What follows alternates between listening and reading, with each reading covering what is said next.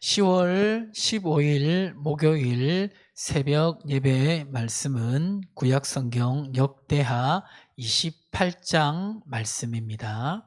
역대하 28장 말씀입니다. 이 역대하 28장 말씀은 유다의 왕이었던 아하스 왕에 대해서 기록을 하고 있는데요. 이 아하스 왕은 우시야의 손자였고 요담의 아들이었습니다.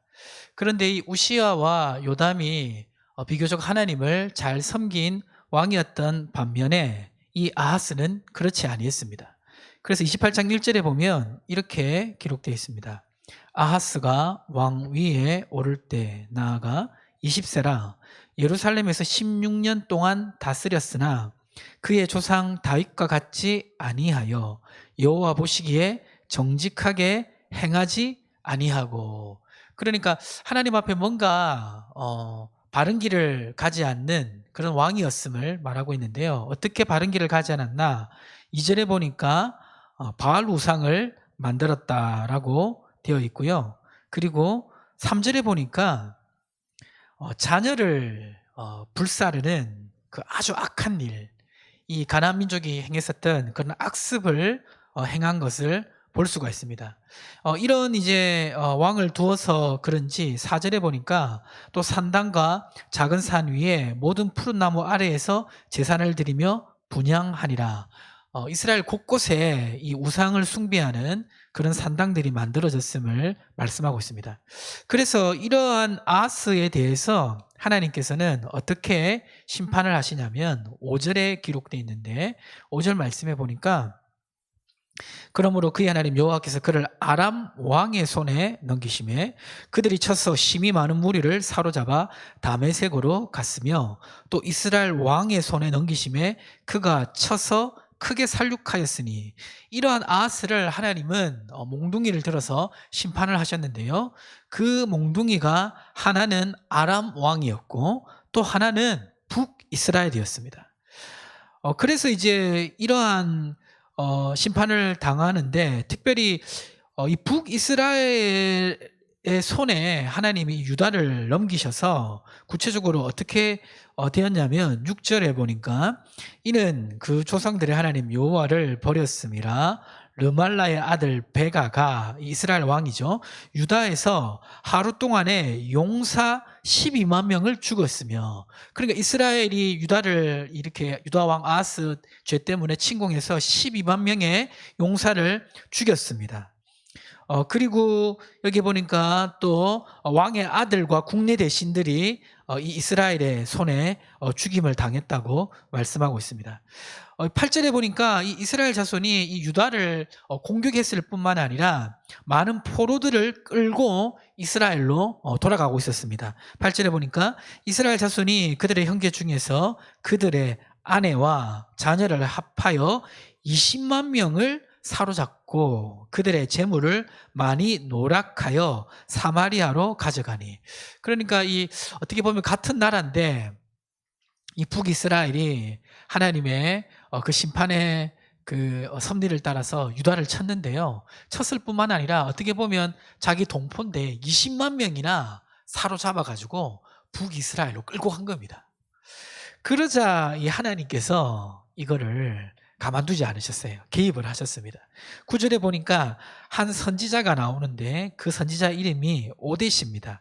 이 오뎃이 남유다를 침공하고 같은 민족을 포로로 잡아가는 이 이스라엘 군대에게 뭐라고 말했냐면 9절에 보니까 너희 조상의 하나님 여호와께서 유다에게 진노하셨으므로 너희 손에 넘기셨거늘 너희가 노기가 충천하여 살육하고 10절 이제 너희가 또 유다와 예루살렘 백성들을 압제하여 노예를 삼고자 하는도다 생각하는도다.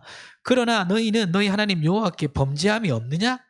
그러니까 무슨 말이냐면 너희가 무슨 잘나서 하나님이 유다를 심판하게 한 게 아니라 유다의 아하스가 죄를 지었기 때문에 너희를 그 도구로 사용한 건데, 너희들은 오히려 그 하나님의 심판의 성격을 넘어서서 같은 동포를 사로잡고 노예로 삼고자 하느냐, 이것이 잘못됐다. 이러한 메시지를 이 오뎃이 전한 것입니다. 그러면서 11절에 보니까 이 같은 형제로 이제 포로되었던 유다 백성들을 다 놓아주라고 말합니다. 놓아주지 않으면 여호와의 진노가 임할 거라고 말씀하고 있습니다.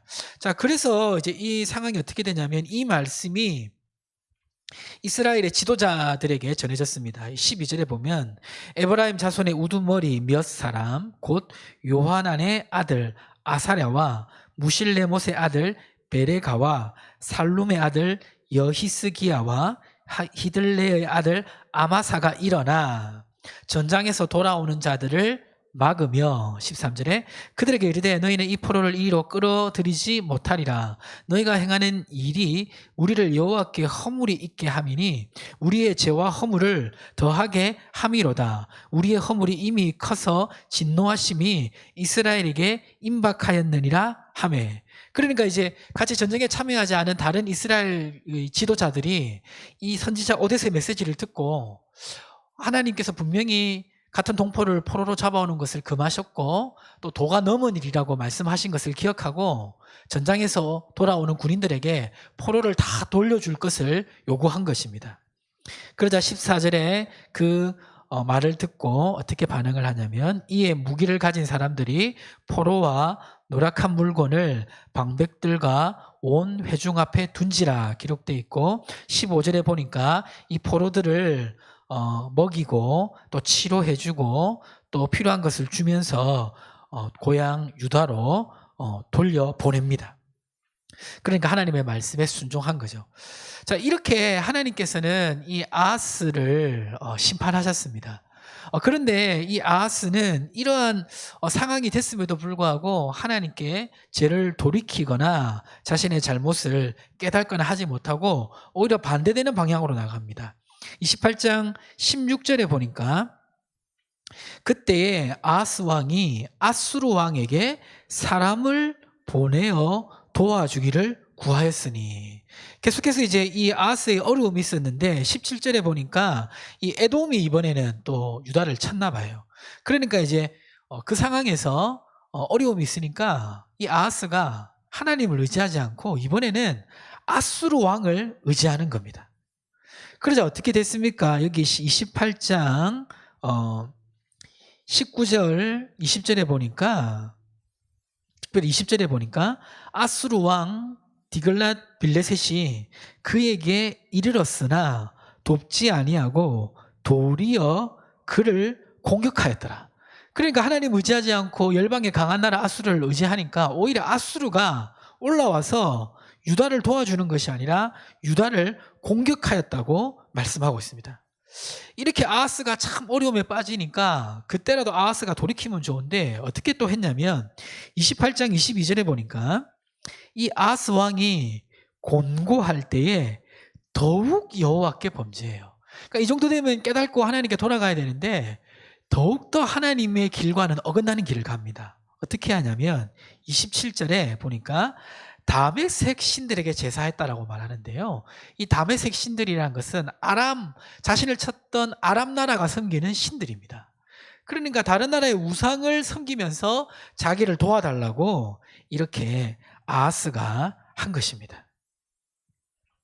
그래서 결론적으로 어떻게 되었냐면 여기 보니까 24절 25절에 보니까 아하스가 하나님의 전에 기구들을 모아 하나님의 전에 기구들을 부수고 또 여호와의 전 문들을 닫고 예루살렘 구성마다 제단을 쌓고 유다 각 성읍에 산당을 세워 다른 신에게 분향하여, 그러니까 이 아람 왕들의 신들을 이스라엘 곳곳에 만들어 놓은 거죠.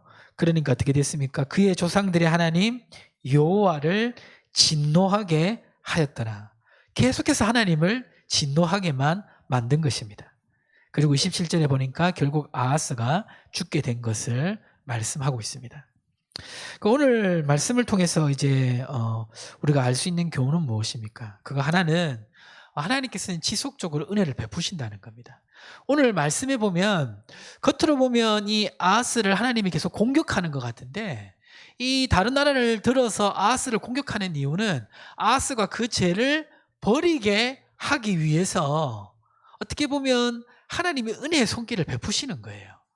그러니까 이 죄에 대한 심판이 다 나쁜 게 아닙니다. 죄에 대한 심판 자체가 없다는 것은 죄를 지어도 아무런 간섭을 하나님이 하지 않는 유기에 가까운 거죠. 버려둠에 가까운 거죠. 그러나 이 전통적으로 유다 나라는 하나님을 잘 섬기는 나라였기 때문에 아하스이 잘못된 길로 가니까 계속해서 다른 사건 사고를 통해서 아하스가 하나님께 돌아오도록 그렇게 은혜를 베풀고 계신 것을 볼 수가 있습니다. 자, 그런데 이제 이렇게 은혜를 베푸심에도 불구하고 아하스가 죄를 결국 버리지 않으니까 결국 망하게 되는데요. 잠언 28장 13절에는 이렇게 기록되고 있습니다. 잠언 28장 13절 말씀. 자기의 죄를 숨기는 자는 형통하지 못하나 죄를 자복하고 버리는 자는 불쌍히 여김을 받으리라. 그러니까 이 죄를 깨달았으면, 또 깨닫게 하는 섭리를 통해서 하나님의 뜻을 알았으면 그것을 버려야 되는데 버리게 되면 형통케 된다라고 말하고 있습니다. 그리고 죄를 버리면 불쌍히 여김을 받는다고 말하고 있습니다. 근데 죄를 숨기는 자는 형통하지 못한다라고 말하고 있습니다. 그러니까 아하스는 결국 하나님께서 어떻게 보면 은혜의 섭리로 죄를 버리게 계속 유도하셨지만 그 섭리를 받아들이지 못하고 자기 죄를 버리지 않아서 결국 일생을 형통하지 못한 삶을 살게 됩니다. 사랑하는 성도님들, 우리는 하나님 자녀입니다. 하나님 자녀는 하나님의 간섭하심이 있습니다. 바른 길을 갈 때는 격려와 위로와 축복이 있고, 잘못된 길을 갈 때는 하나님께서 그것이 잘못되었다고 지속적으로 말씀하십니다. 때로는 성경 말씀을 통하여, 때로는 말씀으로 알아듣지 못하면 환경의 어려움을 통하여 우리에게 말씀하십니다. 그럴 때 멈춰서서 죄가 있다면 죄를 버리시는 은혜가 있기를 주님의 이름으로 축복합니다. 그럴 때 하나님께서 우리를 불쌍히 여기시고 다시 형통케 되어지는 그런 길을 허락하여 주실 줄 믿습니다. 오늘 말씀 기억하셔서 오늘 하루도 믿음으로 승리하시는 삶 살기를 주님의 이름으로 축복합니다. 우리 함께 기도하겠습니다. 화면에 나오는 기도 제목을 보시고 함께 기도하시고 오늘 하루를 위해서 기도하시면서 승리한 하루 되시기를 주님으로 축복합니다. 하나님 아버지 감사합니다. 귀한 말씀으로 함께 하심을 감사합니다. 하나님, 이 새벽에 아하스에 대한 말씀을 들었습니다. 하나님, 유다왕 아하스처럼 우리가 살지 않게 하여 주시옵소서. 때로는 실수를 하고 잘못을 하지만 하나님이 잘못된 것을 깨닫게 하실 때 하나님, 다른 데서 문제를 해결하지 않게 하시고 하나님 앞에서 문제를 해결할 수 있는 우리의 삶이 될 수 있도록 하나님 함께 하시고 도우시고 역사하시고 축복하여 주옵소서. 새벽에 기도함으로 하루를 시작합니다. 하나님 은혜를 주시고 하나님 주시는 말씀 붙들고 오늘 하루도 승리하며 살아갈 수 있도록 살아계신 하나님 함께 하시고 도우시고 역사하여 주시옵소서.